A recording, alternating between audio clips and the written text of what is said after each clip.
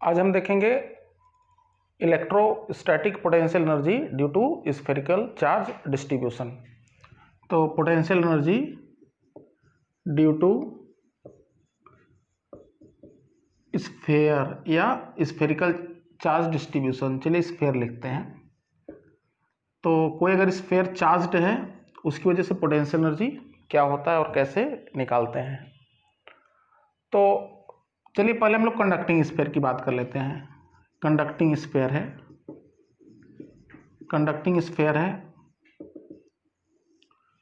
इसकी वजह से पोटेंशियल एनर्जी जानना है।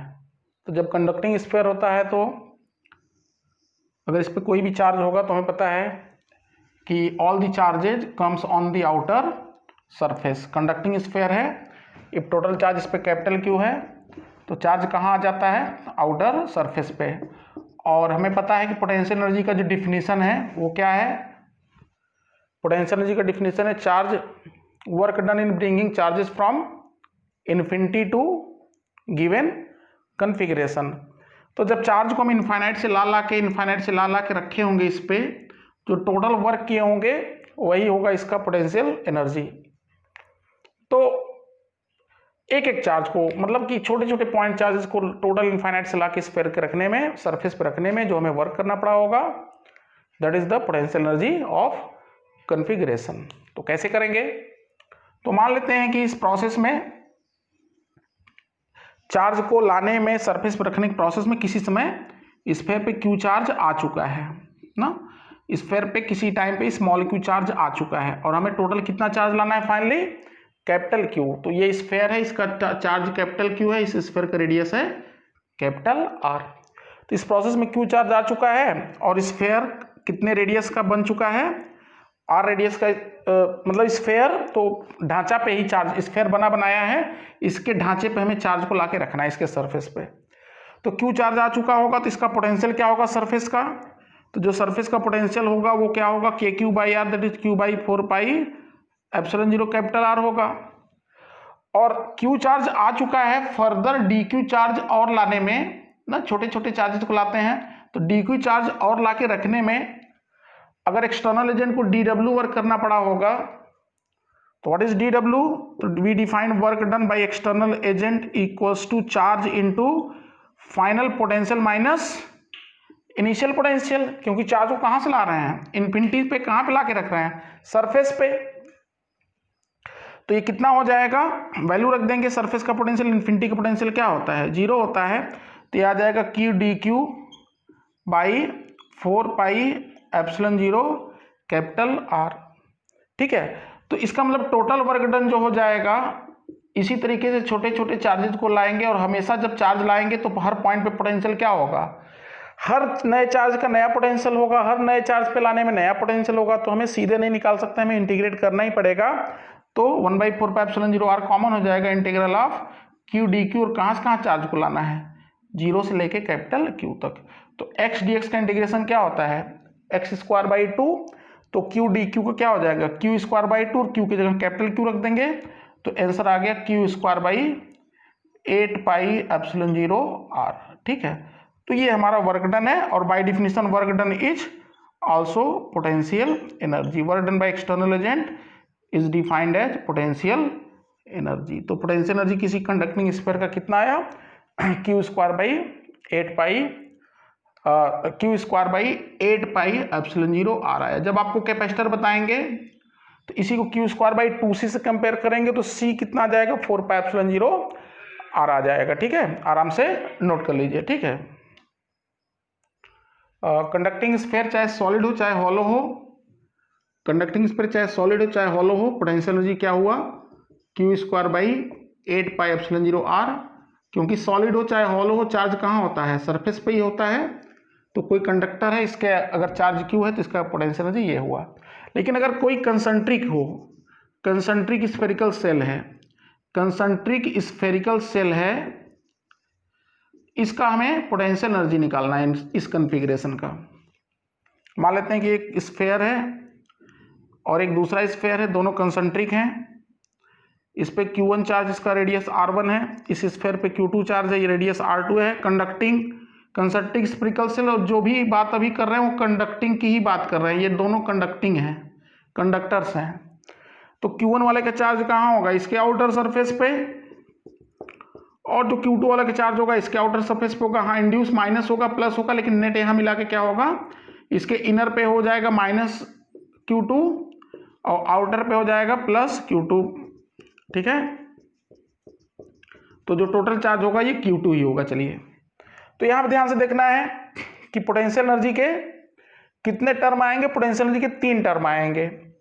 एक इसका अपना सेल्फ एनर्जी, एक इसका अपना सेल्फ एनर्जी, और एक दोनों का इंटरेक्शन एनर्जी। तो पोटेंशियल जो U होगा that is U1 plus U2 plus U12। U1 is self energy of conductor 1 that is Q1 square by 8 pi epsilon 0 R1। U2 is self energy of sphere 2, क्या हो जाएगा, Q2 square by 8 pi epsilon 0 R2। क्योंकि Q1 को खुद को बनाने में जो वर्क एनर्जी लगेगा, Q2 को खुद को बनाने में जो एनर्जी लगेगा, और तीसरा जो 1-2 वाला है ये इंटरेक्शन एनर्जी है। मतलब कि अगर 1 बन चुका है, स्फेयर 1 बन चुका था, फिर उसके प्रेजेंस में 2 को लाते, या स्फेयर 2 बन चुका उसके प्रेजेंस में 1 को लाते, जो वर्क डन होगा that is defined as interaction energy. तो वो U12 कैसे निकालेंगे, देखिए ध्यान से। मान लेते हैं कि स्फेयर 1 बन चुका है, ठीक है। तो स्फेयर अगर 1 बन चुका है, स्फेयर 1 बन के तैयार हो गया, इस पे टोटल चार्ज Q1 आ चुका है, और इसको वर्क करने में, इसको लाने में हमें इतना वर्क करना पड़ा, ठीक, ये बन चुका है आपका। अब क्या करना है, इसी के प्रेजेंस में हमको लाके इसको रखना है, इसको Q2 वाले को। तो ध्यान से देखिए, तो Q2 को लाएंगे, धीरे धीरे लाए होंगे, धीरे धीरे लाएंगे, तो खुद के Q2 अपने प्रेजेंस में अपने अगेंस्ट तो इतना वर्क किया जो हम लोग अभी डिराइव किए थे, लेकिन Q2 Q1 के प्रेजेंस में जो वर्क करेगा वही, उसी को हम लोग इंटरेक्शन एनर्जी बोलेंगे। तो ध्यान से देखिए, व्हाट इज U12, हम लोग ला रहे हैं किसको, Q2 को। कहाँ से ला रहे हैं, इन्फिनिटी से कहाँ पे ला के रख रहे हैं, इस S पे ला के रख रहे हैं। तो final potential S minus infinity का पोटेंशियल, क्योंकि जब ये चार्ज, ये स्फेयर बन चुका होगा तो सरफेस S का पोटेंशियल वो हमेशा कितना देगा, कांस्टेंट देगा। और धीरे धीरे Q2 को लाएंगे तो dW होगा dQ, तो मल्टीप्लाई कर देंगे तो क्या हो जाएगा, Q2 हो जाएगा पोटेंशियल ऑफ सरफेस S, और सरफेस S का पोटेंशियल किसकी वजह से, 1 की वजह से। तो सिंपली हो गया Q2 ब्रैकेट में Q1 बाई 4 पाई एप्सिलॉन 0 क्या, R1 नहीं R2। क्यों, क्योंकि हमें तो किसका पोटेंशियल निकालना था, जिस पे Q2 को रखे हैं, जिसका रेडियस कितना है इसके सरफेस का, R2 है। समझ में आया। तो ये इंटरेक्शन एनर्जी आ गया। आप पूछ सकते हैं कि नहीं, हम Q2 को बना के Q1 को लाना चाह रहे हैं, कि Q2 बन चुका है, Q2 तैयार हो चुका है, और इसके अंदर Q1 को ला के रखना है, ठीक है।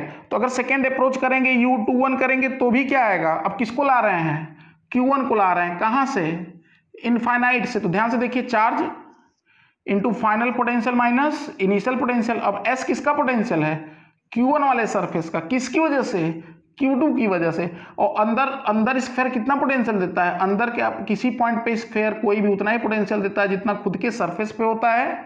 तो जो S का पोटेंशियल आ जाएगा, देखिए ध्यान से, Q2 वाला अंदर कितना देगा, Q2 बाई 4 पाई एप्सिलॉन 0, जितना खुद के सरफेस पे होगा R2 होगा। तो ध्यान से देखिए, यहाँ भी R2 आया और यहाँ पे भी क्या आया, R2 ही आया।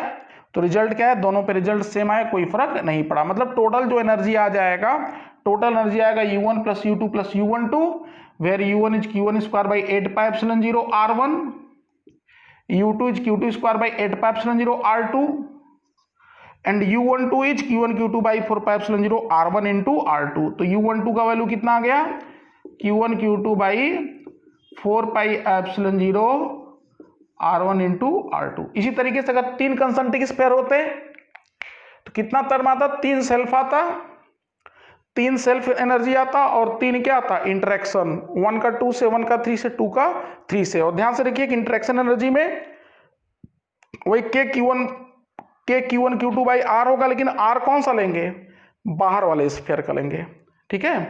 तो ये आपका है। अच्छा देखिए, इसके बाद हम लोग बताते हैं, ये तो आपका हो गया स्फेरिकल सेल का ना, हॉलो और सॉलिड कंसंट्रिक वाला भी हम लोग कर लिए। अब एक आपको बताते हैं एनर्जी डेंसिटी। एनर्जी डेंसिटी,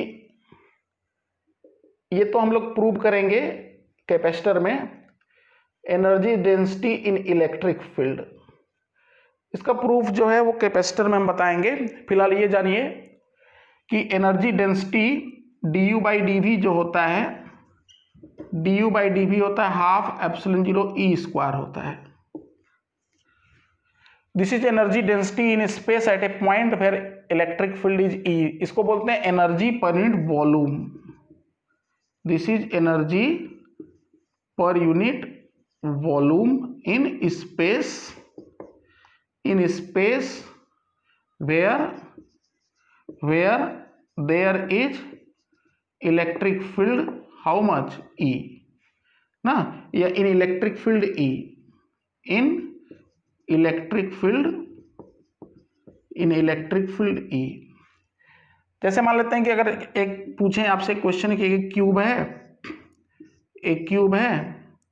ए क्रॉस ए का एक क्यूब है और ये electric field, uniform electric field E में रखा हुआ है, then what is potential energy, तो क्या बोलेंगे, डी यू इक्वल्स टू क्या हो जाएगा, half epsilon 0 E square d V, तो यू क्या हो जाएगा, potential energy stored inside the cube क्या हो जाएगा, half epsilon 0 E square V, और वी का वॉल्यूम क्या होगा, ए क्यूब। ये सिंपल सा क्वेश्चन है ना, सिंपल सा एक क्वेश्चन था कि find there is uniform electric field E and a cube is placed in it, ये सीबी का क्वेश्चन है, then find store potential energy, तो ये आपका आंसर है। ठीक है, अच्छा इस कंसेप्ट को यहाँ कैसे अप्लाई कर सकते हैं, तो इस कंसेप्ट को देखिए यहाँ पर अप्लाई करेंगे। अगर पोटेंशियल एनर्जी अगर हम एक कंडक्टर की वजह से निकालना चाहेंगे तो हमें पता है कंडक्टर के अंदर इलेक्ट्रिक फील्ड क्या होता है, 0 होता है, तो जहाँ इलेक्ट्रिक फील्ड नहीं होगा वहाँ कोई एनर्जी नहीं होगा। ठीक है, तो एनर्जी डेंसिटी यूज करके भी हम इलेक्ट्रोस्टैटिक पोटेंशियल एनर्जी निकाल सकते हैं। तो अब हम लोग पूछें कि व्हाट इज ई, इस कोई कंडक्टिंग स्फीयर है r रेडियस का, q चार्ज का, देन व्हाट इज ई, तो E is 0 for all point inside, E 0 for all point inside and equals to K q by small r square for all point outside. तो ध्यान से देखिए, तो अंदर जो एनर्जी आएगा वो टोटल, अगर दो रीजन हम लोग कहें कि एक बाहर का रीजन और एक अंदर का रीजन है, तो अंदर इलेक्ट्रिक फील्ड है तो अंदर कोई पोटेंशियल एनर्जी स्टोर नहीं होगा, there is no electric field, there is no energy density.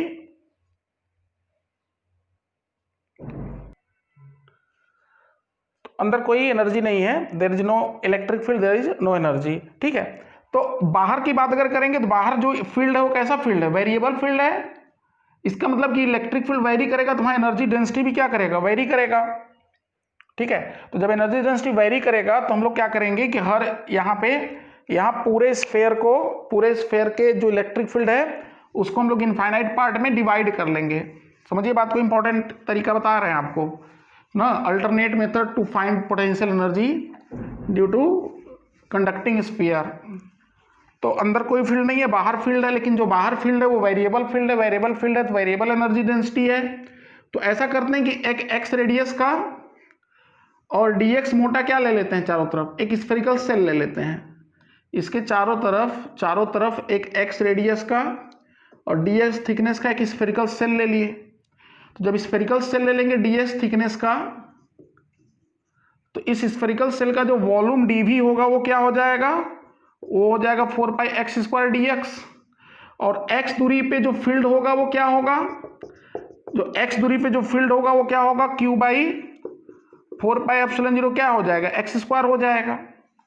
तो बताइए व्हाट इज du, तो du is half epsilon 0 E square into क्या, dv, ई का वैल्यू dv का वैल्यू रख देंगे तो क्या आ जाएगा, q स्क्वायर बाई, देखिए ये 4 पाई एप्सिलॉन 0 4 पाई से कैंसिल हो जाएगा, और एप्सिलॉन 0 नीचे, एप्सिलॉन 0 स्क्वायर नीचे, एप्सिलॉन 0 ऊपर, तो क्या बचेगा, q square by half into 4 क्या हो जाएगा 8, तो q square by 8 pi epsilon 0, q square by 8 pi epsilon 0। अब ध्यान से देखिए, ई स्क्वायर करेंगे, एक्स स्क्वायर एक्स का पावर 4, तो नीचे क्या बचा, एक्स स्क्वायर बचा। ये du is energy stored in this volume dv। तो इसी तरीके से सरफेस से लेके इनफाइनाइट तक क्या होगा, इसी तरीके से लेयर होंगे, और हर लेयर में क्या होगा, हर लेयर में एनर्जी होगा, तो टोटल पोटेंशियल एनर्जी जो सेकेंड में आएगा, मतलब स्फीयर के बाहर रीजन में आएगा, वो क्या हो जाएगा, वो हो जाएगा q square by 8 pi epsilon 0 integral of dx by x square, r से लेके कहाँ तक, इन्फिनिटी तक,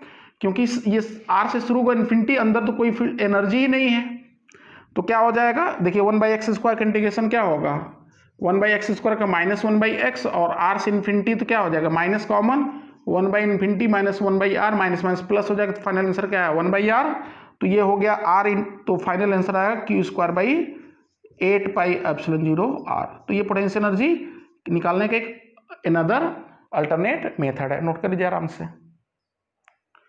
इसके बाद हम लोग करते हैं potential energy due to non conducting sphere, potential energy due to non conducting sphere में हमें पता है कि जो चार्ज होता है पूरे वॉल्यूम में फैला होता है, इसका मतलब कि इसमें वर्क करने के, इसमें चार्ज को हमें लाना होगा तो इनफाइनाइट से लाके पूरे वॉल्यूम में फैलाना होगा। पिछली बार क्या था, चार्ज को, कंडक्टर वाले में चार्ज को कहाँ रखना था, केवल उसके सरफेस पे रखना था, केवल ढांचे पे रखना था। इस बार क्या होगा, चार्ज को पूरे वॉल्यूम में लाना होगा, मतलब हमें दो काम करना पड़ेगा, चार्ज भी लाना पड़ेगा, धीरे धीरे स्फीयर का साइज भी बढ़ाना पड़ेगा, ठीक है। तो पिछली बार क्या था, केवल हमें सरफेस पे ला के रखना था, सरफेस के पोटेंशियल से मतलब था, यहाँ पे कंस्ट्रक्शन प्रोसेस में स्फीयर का रेडियस भी चेंज करेगा। तो चलते हैं, करते हैं, कैसे ट्राई करेंगे, चलिए इसको दोनों तरीके से करते हैं। पहले चार्ज बनाने वाले मेथड से करते हैं। तो मान लेते हैं किसी समय एक्स रेडियस का स्फीयर बन चुका है, समझिए बात को। हमें अल्टीमेटली क्या करना है, क्यू रेडियस का कैपिटल आर, क्यू चार्ज का कैपिटल आर रेडियस का स्फीयर बनाना है, पूरे वॉल्यूम में चार्ज को लाना है यूनिफॉर्मली। तो मान लेते हैं एक्स रेडियस का स्फीयर बन चुका है। तो जब एक्स रेडियस का स्फीयर बन चुका होगा, तो इसमें कितना चार्ज आ चुका होगा, तो Q आ चुका होगा, Q by 4/3 pi r cube into 4/3 pi x cube, charge point volume, बड़े गोले में इतना चार्ज, तो छोटे गोले में कितना, इसका मतलब Q का वैल्यू हो जाएगा capital Q x cube by r cube ना, वॉल्यूम से हम लोग डिवाइड कर दिए, बड़े गोले से वॉल्यूम से डिवाइड करके, और हमें इस स्फीयर के रेडियस में चार्ज, इस एक्स रेडियस के स्फीयर में चार्ज आ जाएगा। समझ में आया बात। तो एक्स रेडियस के स्फीयर बन चुका है, एक्स रेडियस के स्फीयर बन चुका होगा, तो सरफेस का कितना पोटेंशियल हो चुका होगा इसके, तो सरफेस का पोटेंशियल होता है Q बाई कितना बताइए, 4 पाई एप्सिलॉन 0 क्या होता है R, इसका रेडियस कितना है x, तो यहां से क्या आ जाएगा, वैल्यू उठा के रख देंगे, तो QX कट जाएगा, x square by 4 pi epsilon 0 R के पावर 3। ये किसका पोटेंशियल आया, सरफेस S का पोटेंशियल आया, जिसका की रेडियस x है, टोटल चार्ज कैपिटल Q, उसका चार्ज निकालिए, चार्ज का पोटेंशियल का फार्मूला लगा दिए, ठीक है। अब हमें क्या करना है कि एक्स रेडियस का स्फीयर बन चुका है, इसको फर्दर और dx मोटा करना है। देखिए यही है तरीका, क्योंकि हमें धीरे धीरे स्फीयर का साइज बड़ा करना है। तो मान लेते हैं dx और मोटा कर दिए, तो dx मोटा करने में हमें कितना चार्ज लाना पड़ा होगा, इन्फिनिटी से dq लाना पड़ा होगा, और इस dq का वैल्यू क्या होगा, इस dq का वैल्यू कितना होगा, ध्यान से देखिए, इसका वॉल्यूम कितना होगा, इसका जो वॉल्यूम होगा वो 4 पाई एक्स स्क्वायर होगा, इसका वॉल्यूम और डेंसिटी से मल्टीप्लाई करेंगे, डेंसिटी कितना है, डेंसिटी है Q by 4/3 pi r cube, charge per unit volume, तो ये dq। अब देखिए ध्यान से, जब इसको 4 पाई कैंसिल हो जाएगा, तो 3qx स्क्वायर बाई कितना आ गया, आर क्यूब ना, 3q into 4 pi x square dx भी रहेगा, वॉल्यूम ना, हम लोग क्या करेंगे, डेंसिटी इंटू वॉल्यूम से मल्टीप्लाई कर देंगे, तो डेंसिटी वॉल्यूम है 4 pi x square, surface area into dx, तो यह इंटू dx भी रहेगा। ये किसका वैल्यू आया, ये dq का वैल्यू आ गया। समझ लीजिए कैसे, ये वॉल्यूम है इस सेल का, और डेंसिटी ये है, मल्टीप्लाई करेंगे, देखिए आंसर आ गया। तो कितना हमें वर्क करना पड़ेगा, dw is charge into surface का पोटेंशियल माइनस इन्फिनिटी, ठीक है। तो अब देखिए वैल्यू उठा के रख दीजिए, dq का वैल्यू वहां से, सरफेस का पोटेंशियल यहां से, तो कितना आ गया 3q, देखिए एक्स स्क्वायर, यहाँ x के पावर 4, और q से q मल्टीप्लाई हो जाएगा, तो x के पावर 4 हो जाएगा, एक्स स्क्वायर, और नीचे आर क्यूब, यहाँ भी आर क्यूब, तो डिवाइड बाई कितना 4 पाई एप्सिलॉन 0 R के पावर 6, ये dw है। सो टोटल डब्ल्यू क्या हो जाएगा, टोटल डब्ल्यू हो जाएगा 3q² by 4 pi epsilon 0 r के power 6 integral of into dx भी रहेगा, dx यहाँ से integral of x power 4 dx और कहाँ से कहाँ, 0 से कैपिटल r तक, क्योंकि हमें छोटे से लेके एकदम बड़े तक बनाना है।